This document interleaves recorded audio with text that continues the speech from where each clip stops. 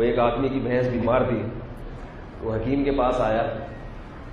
حکیم صاحب نے اسے کہا کہ بھائی اس کو جلاب آور دوا دینی پڑے گی بھینس کو، ایک دفعہ اس کا پیٹ صاف ہوگا تو پھر یہ انشاءاللہ کھانا پینا شروع کر دے گی.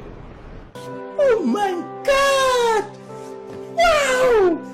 تو اس نے کہا یہ جلاب تو جمال گوٹا، تو عام آدمی تو آدھا بھی جمال گوٹا کھائے تو بہت زیادہ موشن ہو جاتے ہیں، تو بھینس کے لیے تو اچھے خاصے جمال گوٹے چاہیے نا.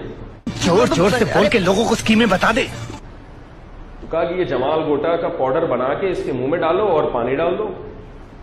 اب وہ ڈالتا ہے تو بھینس نکال دیتی ہے منہ سے باہر، وہ بھینس تھوڑی نکلے گی، وہ تو کڑوی چیز ہے. تو یہ حکیم کے پاس گیا کہ اب جب آپ نے دوا بتائی ہے اتنی بھر کر جمال گوٹے کی، تو مجھے کوئی طریقہ تو بتائیں کہ اس کے منہ میں چلی جائے گی. رام، یہ بابو بھیا کا کیا کریں گے یار، ان کے ہاتھ میں سونے